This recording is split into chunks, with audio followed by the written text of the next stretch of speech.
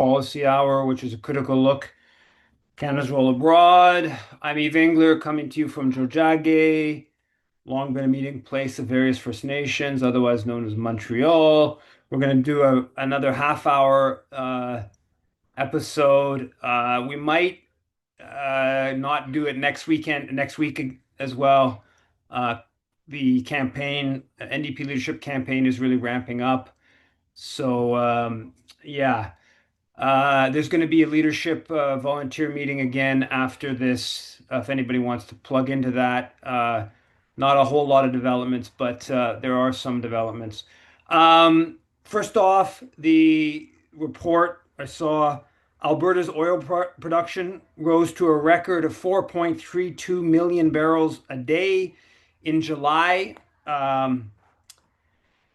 Yeah, that's where we're going. Doesn't matter what what climate science, doesn't matter what happens with forest fires. We're just ramping up and ramping up extraction of the heavy emitting tar sands in Alberta. There's a story about a Canadian Australian warships entering the Taiwan Strait. Um, of course, China criticized Canadian naval vessels for doing so.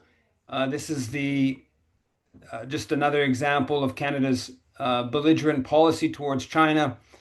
Of course, there aren't Chinese naval vessels uh, coming close to Canadian territorial waters, involved in all that kind of Chinese and Russian naval vessels coming near Vancouver Island or anything like that. But we're allowed to do that the other way, even if China, in fact, is now obviously a very powerful country.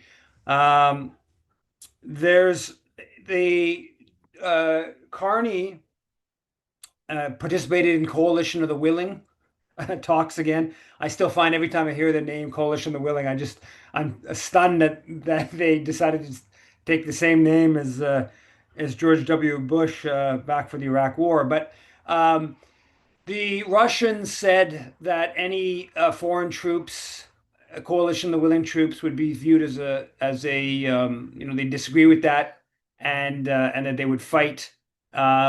But there's a talk at this coalition of the willing meeting, which is the UK, France, and then I think there's like 26 countries, mostly NATO countries, about giving long-range missiles to the Ukrainians, and those would have greater impact or greater capacity to hit targets deep in Russia.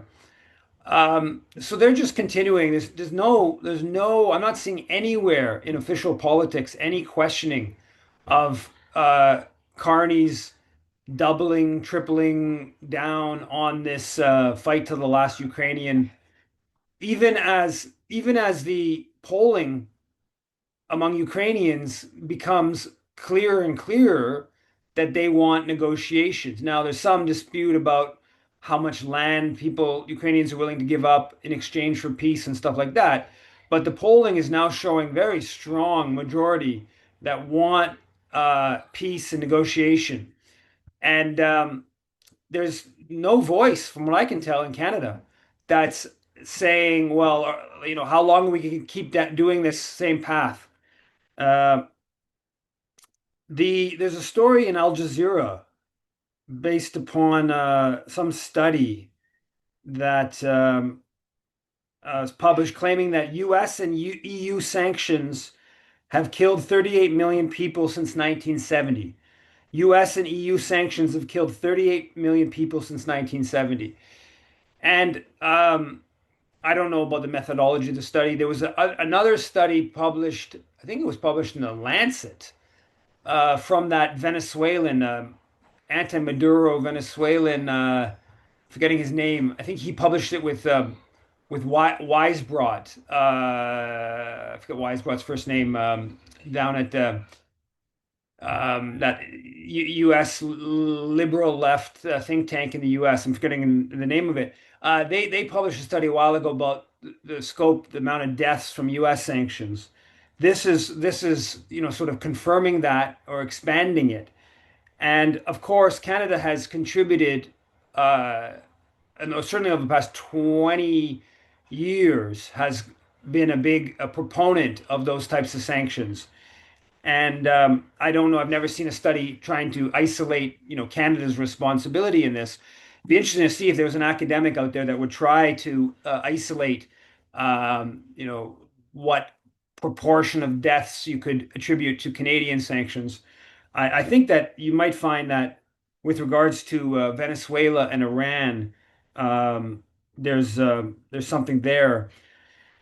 The of course, the Americans are ramping up all kinds of rhetoric around Venezuela. I saw a story mentioning U.S. F-35s being positioned to possibly bomb Venezuela.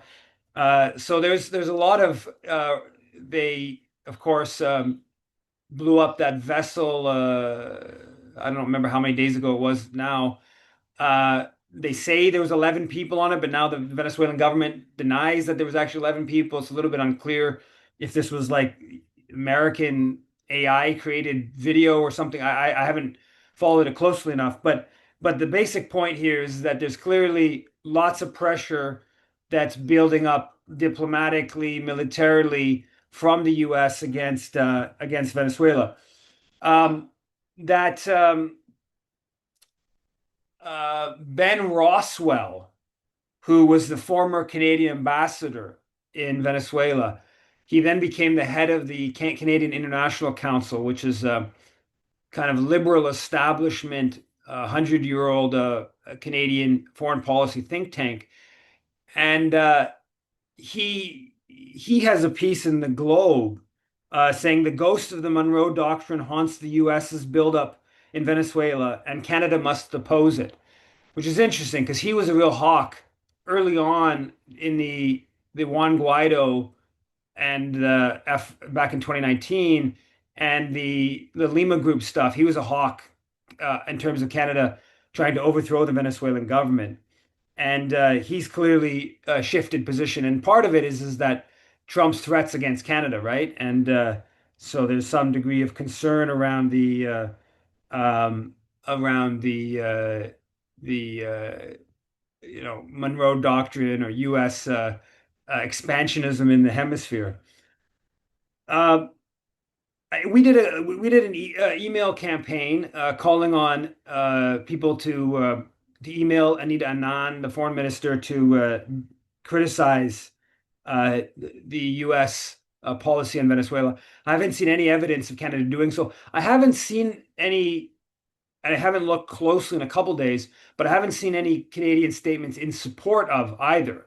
So that they seem to be to be taking a hands-off kind of uh, kind of position, and which is different than the previous Trump government. But of course, that was a catastrophe. It was a failure and an embarrassment for the Canadian government how involved they were in trying to oust Maduro, and also I think the being so overtly aligned with Trump's belligerence is a bit more tricky for the Liberal government this time.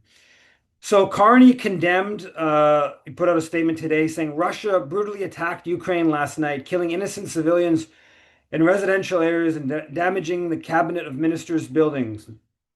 My thoughts are with the injured and everyone who's mourning their loved ones. Ali Abu Nima responded by searching Carney's Twitter, finding no results for, quote, Israel brutally attacked. Um, so even at the rhetorical level, it's still so much more forthright vis-a-vis Russia than it is vis-a-vis the Israeli Holocaust in Gaza.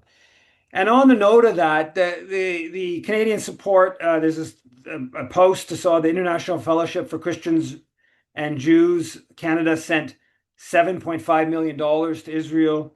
The Jewish National Fund has sort of tried to rebrand and has this new organization they lost their charitable status last year, and new organization to fundraise for them to provide tax receipts for the fundraising.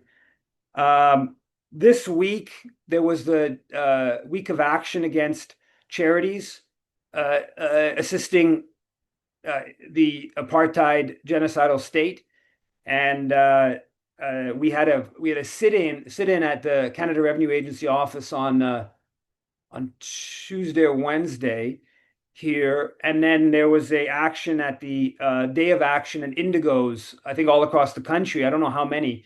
The CRA Day of Action on September 5th, I think there's 20 plus events. The Indigo action here was quite well organized.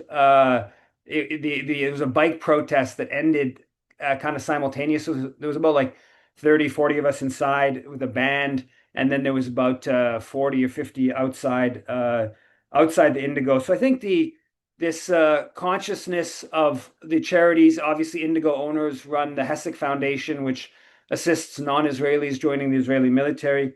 There's been some positive consciousness on that, but it's still like there's kind of like an endless stream of new organizations that come up. New information comes and supporting Israel or indirectly the Israeli military. Um, they're keeping going at Dune. National Post has a story about Dune and how it's still, even though it's been registered as a charity, registered as listed as a terrorist organization, it still has the business. What do you call it? It's still a registered not a registered nonprofit. It still has some formal government registration. National Post and the Zionist lobby groups are really going at that recently. There's a story from the CNE in the Toronto. This woman was supposed to do some artwork, and she was going to do a semicircle of a watermelon, and which of course Palestinian freedom. And apparently, like some cops who were just there saw what she was doing, even though she had been like commissioned to do this, and they basically kiboshed this. So still, these like 2 years in, these little examples of suppression of like watermelons and stuff like that. At the National Post, this one really brought back memories from me because I wrote about it yesterday. The National Post published this piece and a couple of Zionist organizations about the handbook at the Concordia Student Union. And the headline is Concordia's rabidly anti-Israel student union must be dissolved.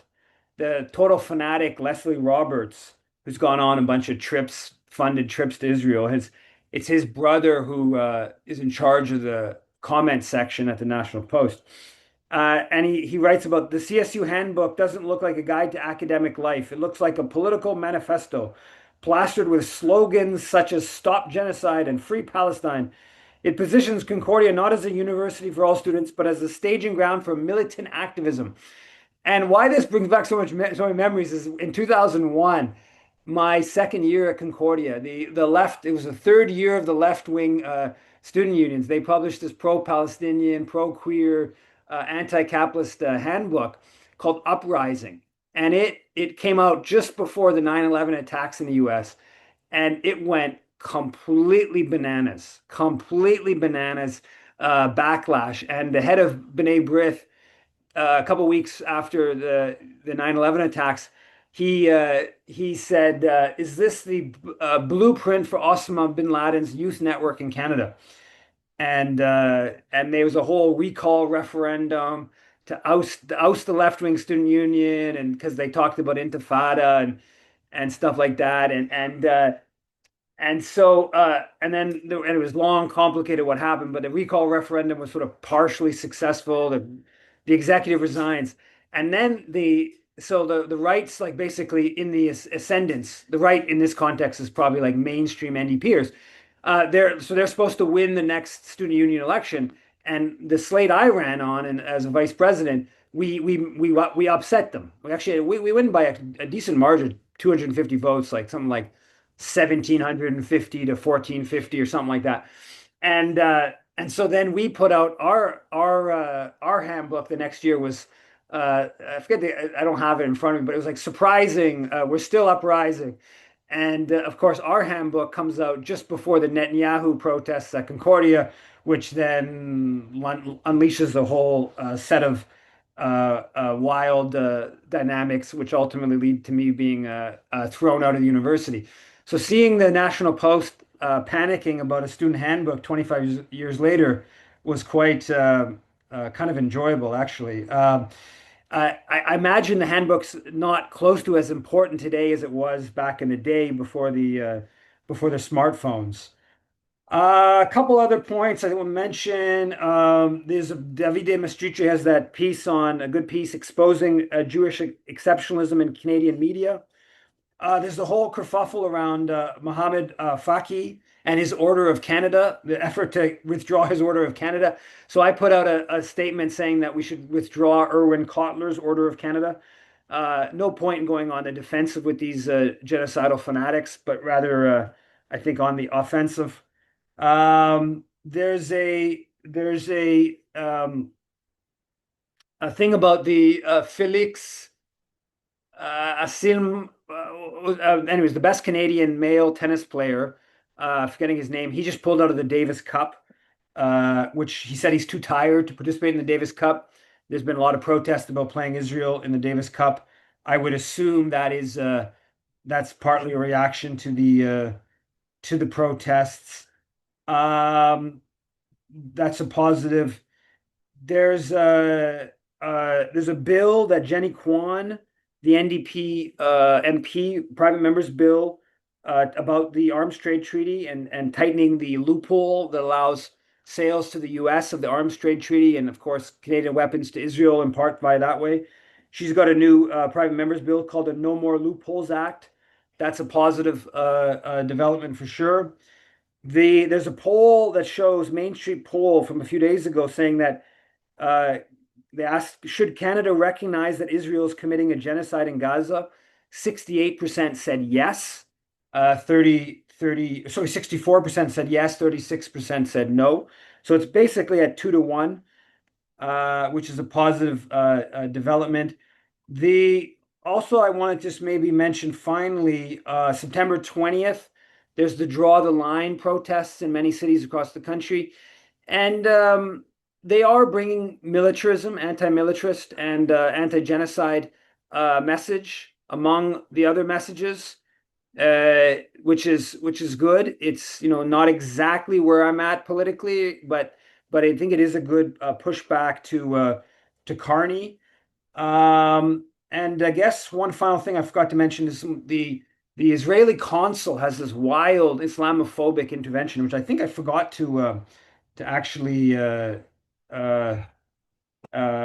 write down about basically claiming the National Council of Canadian Muslims is tied to Islamist networks and it's infiltrated. No, yeah, this is infiltrated education and it's pushing Jew hatred. I think she took it down, but basically saying that the Elementary Teachers of Toronto is this like fanatic organization, so the teachers union, and going at the uh, Elementary Teachers of Toronto and the NCCM, and this is just like crass foreign intervention that passes with nothing, right? If this was like the Chinese consular doing this, I mean the one here in Montreal even intervened in my basically intervened in the NDP leadership race targeting me. Um, but yeah, I'll leave it at that. Actually, we actually have a few minutes for questions. So if I'll make Laura a co-host, only have about got to get off about 1 or 2 minutes to 6:30. Um, but if there's any comments or questions, I see Yuri's hand. And earlier, Sandu also had his hand up. I don't see it now, though. Go ahead, Yuri. Can you unmute, please? Yes, thanks, Laura. Thanks, Eve. I hope all is going well with the campaign.